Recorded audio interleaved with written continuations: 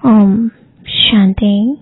आज 2 नवंबर 2025 अव्यक्त बाप दादा के रिवाइज कोर्स के 31 अक्टूबर सन 2007 के महावाक्य है। अपने श्रेष्ठ समान के फखुर में रह, असंभव को संभव करते बेफिक्र बादशाह बनो। आज बाप दादा अपने चारों ओर के श्रेष्ठ समानधारी विशेष बच्चों को देख रहे हैं। हर एक बच्चे का समान इतना विशेष है जो विश्व में कोई भी आत्मा का नहीं है। आप सभी विश्व की आत्माओं के पूर्वज भी हो और पूज्य भी हो। सारे सृष्टि के वृक्ष की जड़ में आप आधार मूर्त हो। सारे विश्व के पूर्वज पहली रचना हो। बाप दादा हर एक बच्चे की विशेषता को देख खुश होते हैं। चाहे छोटा बच्चा है, चाहे बुजुर्ग माताएं हैं, चाहे प्रवृत्ति वाले हैं, हर एक की अलग अलग विशेषताएं हैं। आजकल कितने भी बड़े से बड़े साइंसदान है, दुनिया के हिसाब से विशेष है। जो प्रकृति जीत तो बने, चंद्रमा तक भी पहुंच गए, लेकिन इतनी छोटी सी ज्योति स्वरूप आत्मा को नहीं पहचान सकते। और यहाँ छोटा सा बच्चा भी मैं आत्मा हूँ ज्योति बिंदु को जानता है। फलक से कहता है मैं आत्मा हूँ। कितने भी बड़े महात्माएं हैं और ब्राह्मण माताएं हैं, माताएं फलक से कहती हमने परमात्मा को पा लिया है ना। और महात्माएं क्या कहते, परमात्मा को पाना बहुत मुश्किल है। प्रवृत्ति वाले चैलेंज करते हैं कि हम सब प्रवृत्ति में रहते, साथ रहते, पवित्र रहते हैं, क्योंकि हमारे बीच में बाप है। इसलिए दोनों साथ रहते भी सहज पवित्र रह सकते हैं, क्योंकि पवित्रता हमारा स्वधर्म है। पर धर्म मुश्किल होता है, स्वधर्म सहज होता है। और लोग क्या कहते, आग और कपूस साथ में रह नहीं सकते, बड़ा मुश्किल है। और आप सब क्या कहते, बहुत सहज है। आप सबका शुरू का एक गीत था, कितने भी सेठ स्वामी है, लेकिन एक अल्फ को नहीं जाना है। छोटी सी बिंदी आत्मा को नहीं जाना, लेकिन आप सभी बच्चों ने जान लिया, पा लिया। इतने निश्चय और फखर से बोलते हो, असंभव संभव है।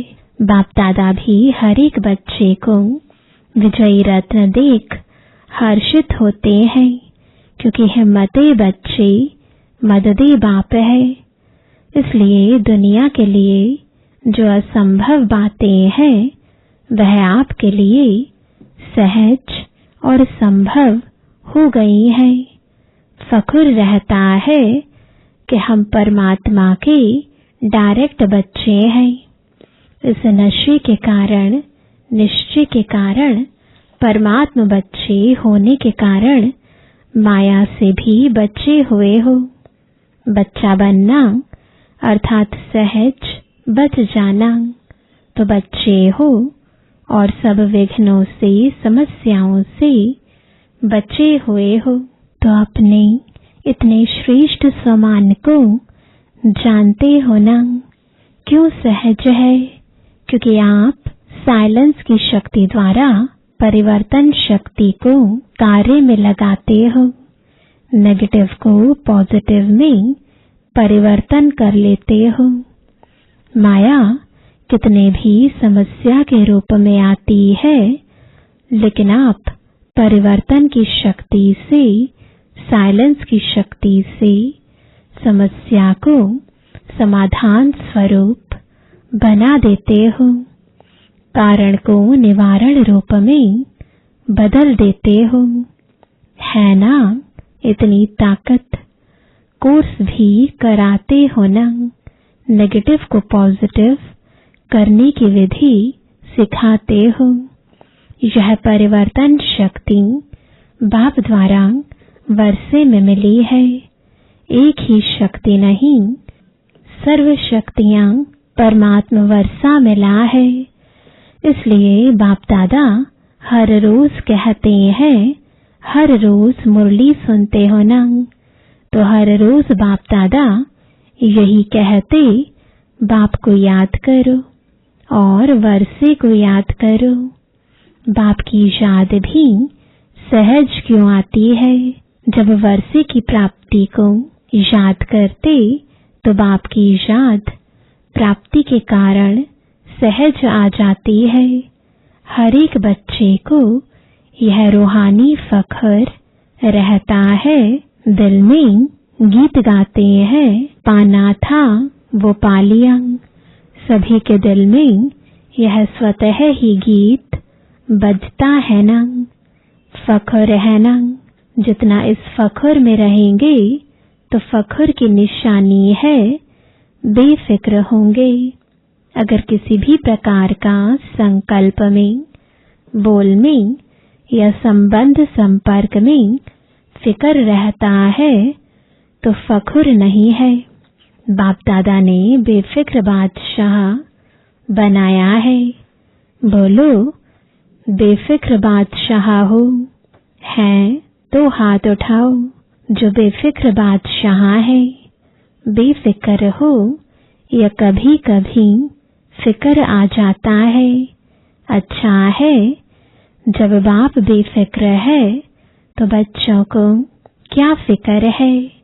बाप दादा ने तो कह दिया है, सब फिक्र व किसी भी प्रकार का बोझ है तो बाप दादा को दे दो। बाप सागर है ना, तो बोझ सारा समा जाएगा। कभी बाप दादा बच्चों का एक गीत सुन के मुस्कुराता है। पता है कौन सा गीत? क्या करें, कैसे करें?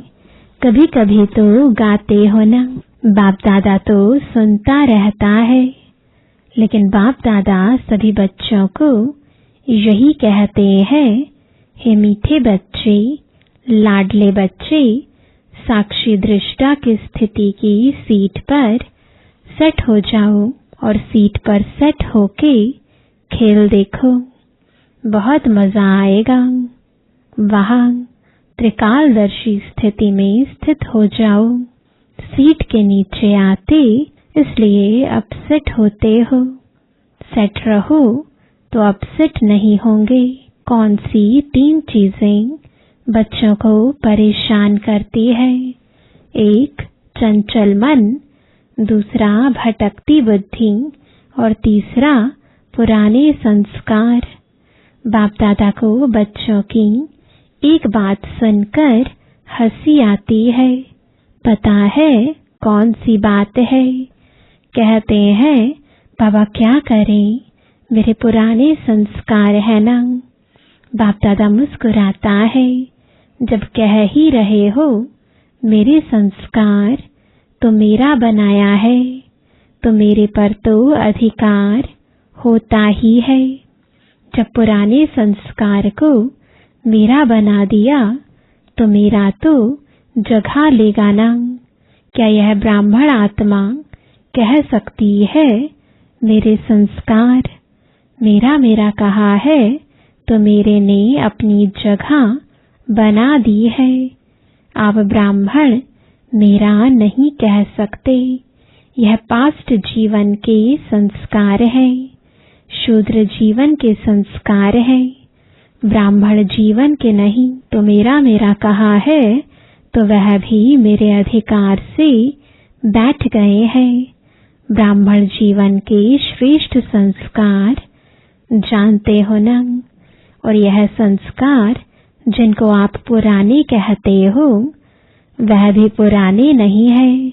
आप श्रेष्ठ आत्माओं का पुराने से पुराना संस्कार अनादि और आदि संस्कार है। यह तो द्वापर मध्य के संस्कार है। तो मध्य के संस्कार को बाप की मदद से समाप्त कर देना कोई मुश्किल नहीं है। परंतु होता क्या है, बाप जो सदा आपके साथ कंबाइंड है, उसे कंबाइंड जान सहयोग नहीं लेते। कंबाइंड का अर्थ ही है समय पर सहयोगी। लेकिन समय पर सहयोग न लेने के कारण मध्य के संस्कार महान बन जाते हैं। बाप दादा जानते हैं कि सभी बच्चे बाप के प्यार के पात्र हैं, अधिकारी हैं। बाबा जानते हैं कि प्यार के कारण ही सभी पहुंच गए हैं, चाहे विदेश से आए हैं, चाहे देश से आए हैं, लेकिन सभी परमात्म प्यार की आकर्षण से अपने घर में पहुंचे हैं। बाप दादा भी जानते हैं प्यार में मेजॉरिटी पास है। विदेश से प्यार के प्लेन में पहुंच गए हो। बोलो, सभी प्यार की डोर में बंधे हुए यहाँ पहुंच गए हो ना। यह परमात्मा प्यार दिल को आराम देने वाला है। अच्छा, जो पहली बार यहाँ पहुंचे हैं वह हाथ उठाओ, हाथ हिलाओ, भले पधारे। अभी बाप दादा ने जो होमवर्क दिया था, याद है होमवर्क? याद है? बाप दादा के पास कई तरफ से रिजल्ट आई है। सभी के रिजल्ट नहीं आई है, कोई की कितने परसेंट में भी आई है। लेकिन अभी क्या करना है? बाप दादा क्या चाहते हैं? बाप दादा यही चाहते हैं कि सब पूजनीय आत्माएं हैं, तो पूजनीय आत्माओं का विशेष लक्षण दुआ देना ही है। तो आप सभी जानते हो कि आप सभी पूजनीय आत्माएं हो। तो यह दुआ देना अर्थात दुआ लेना अंडरस्टूड हो जाता है। जो दुआ देता है, जिसको देते हैं, उसके दिल से बार बार देने वाले के लिए दुआ निकलती है। तो हे पूज्य आत्माएं, आपका तो निजी संस्कार है दुआ देना, अनादि संस्कार है दुआ देना। जब आपके जड़ चित्र भी दुआ दे रहे हैं, तो आप चैतन्य पूज्य आत्माओं का तो दुआ देना यह नेचुरल संस्कार है। इसको कहो मेरा संस्कार। मध्य द्वापर के संस्कार नेचुरल और नेचर हो गए हैं। वास्तव में यह संस्कार दुआ देने के नेचुरल नेचर है। जब किसी को दुआ देते हैं तो वह आत्मा कितनी खुश होती है। वह खुशी का वायुमंडल कितना सुखदायी होता है। तो जिन्होंने भी होमवर्क किया है, उन सबको, चाहे आए हैं चाहे नहीं आए हैं, लेकिन बाप दादा के सामने है, तो उन्हों को बाप दादा मुबारक दे रहे हैं। होमवर्क किया है तो उसे अपनी नेचुरल नेचर बनाते हुए आगे भी करते कराते रहना। और जिन्होंने थोड़ा बहुत किया है, नहीं भी किया है, तो वह सभी अपने को सदा मैं पूज्य आत्मा हूँ, मैं बाप की श्रीमत पर चलने वाली विशेष आत्मा हूँ, इस स्मृति को बार बार अपनी स्मृति और स्वरूप में लाना। क्योंकि हर एक से जब पूछते हैं कि आप क्या बनने वाले हो, तो सब कहते हैं हम लक्ष्मी नारायण बनने वाले हैं। राम सीता में कोई नहीं हाथ उठाता। जब लक्ष्य है 16 कला बनने का, तो 16 कला अर्थात परम पूज्य आत्मा का कर्तव्य ही है दुआ देना। यह संस्कार चलते फिरते सहज और सदा के लिए बनाओ। हो ही पूज्य, हो ही 16 कलंक, लक्ष्य तो यही है ना। बाप दादा खुश है कि जिन्होंने भी किया है उन्होंने अपने मस्तक में विजय का तिलक बाप द्वारा लगा दिया। साथ में सेवा के समाचार भी बाप दादा के पास सबकी तरफ से, वर्गों की तरफ से, सेंटर्स की तरफ से बहुत अच्छी रिजल्ट सहित पहुंच गए हैं। तो एक होमवर्क करने की मुबारक और साथ में सेवा की भी मुबारक। पदम पदम गुणा है। बाप ने देखा कि गांव-गांव में संदेश देने की सेवा बहुत अच्छे तरीके से मेजॉरिटी एरिया में की है। तो यह सेवा भी रहमदिल बनकर की। इसलिए सेवा के उमंग उत्साह में रिजल्ट भी अच्छी दिखाई दी है। यह मेहनत नहीं की, लेकिन बाप से प्यार अर्थात संदेश देने से प्यार, तो प्यार के मोहब्बत में सेवा की है। तो प्यार का रिटर्न सब सेवाधारियों को स्वतः ही बाप का पदम पदम गुणा प्यार प्राप्त है और होता रहेगा। साथ में सभी अपनी प्यारी दादी को बहुत स्नेह से याद करते हुए दादी को प्यार का रिटर्न दे रहे हैं। यह प्यार की खुशबू बाप दादा के पास बहुत अच्छी तरह से पहुंच गई है।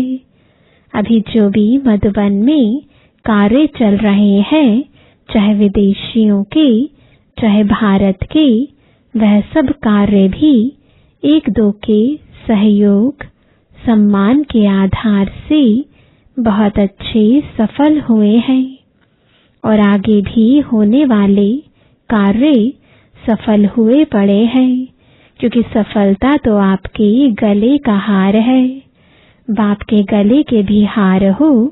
बाप ने याद दिलाया था कि कभी भी हार नहीं खाना, क्योंकि आप बाप के गले के हार हो।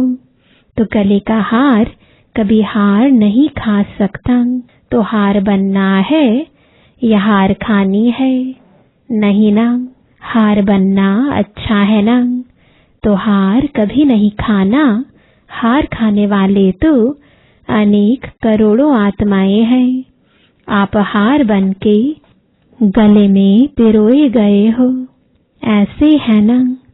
तो संकल्प करो, बाप के प्यार में माया कितने भी तूफान सामने लाए, लेकिन मास्टर सर्वशक्तिवान आत्माओं के आगे तूफान भी तोहफा बन जाएगा। ऐसा वरदान सदा याद करो। कितना भी ऊंचा पहाड़ हो, पहाड़ बदल के रुई बन जाएगा। अभी समय की समीपता प्रमाण वरदानों को हर समय अनुभव में लाओ। अनुभव की अथॉरिटी बनो। जब चाहो तब अपने अशरीरी बनने की, फरिश्ता स्वरूप बनने की एक्सरसाइज करते रहो।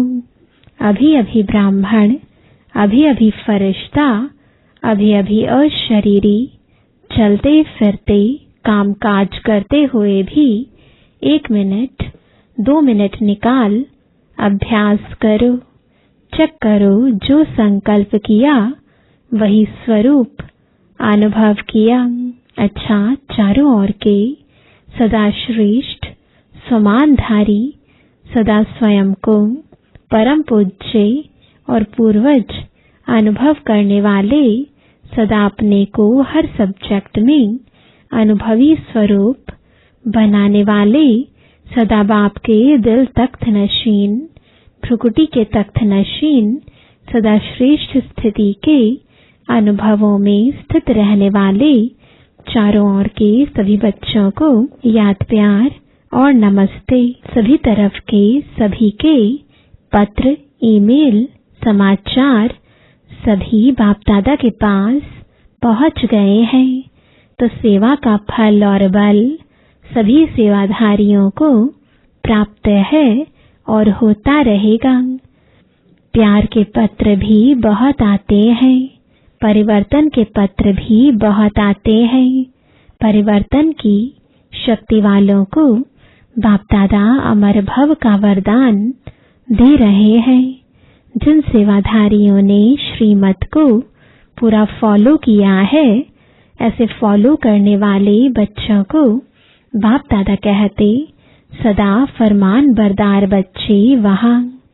बाप दादा यह वरदान दे रहे हैं और प्यार वालों को बहुत बहुत प्यार से दिल में समाने वाले अति प्यारे और अति माया के विघ्नों से न्यारे ऐसा वरदान दे रहे हैं। अच्छा, अभी सबके दिल में क्या उमंग आ रहा है? एक ही उमंग, बाप समान बनना ही है यह उमंग। पांडव हाथ उठाओ, बनना ही है। देखेंगे बनेंगे, गे नहीं करना, लेकिन बनना ही है, पक्का पक्का। अच्छा, हर एक अपना ओके का कार्ड अपने टीचर के पास चार्ट के रूप में देते रहना। ज्यादा नहीं लिखो, बस एक कार्ड ले लो, उसमें ओके लिखो या लाइन डालो, बस। यह तो कर सकते हो ना, लंबा पत्र नहीं। अच्छा, वरदान है संगम युग पर प्रत्यक्ष फल द्वारा शक्तिशाली बनने वाली श्रेष्ठ समर्थ आत्मा भव। संगम युग पर जो आत्माएं बेहद सेवा के निमित्त बनती हैं, उन्हें निमित्त बनने का प्रत्यक्ष फल शक्ति की प्राप्ति होती है। यह प्रत्यक्ष फल ही श्रेष्ठ युग का फल है। ऐसा फल खाने वाली शक्तिशाली आत्मा किसी भी परिस्थिति के ऊपर सहज ही विजय पा लेती है। वह समर्थ बाप के साथ होने के कारण व्यर्थ से सहज मुक्त हो जाती हैं। जहरीले सांप समान परिस्थिति पर भी उनकी विजय हो जाती है। इसलिए यादगार में दिखाते हैं कि श्री कृष्ण ने सर्प के सिर पर डांस किया।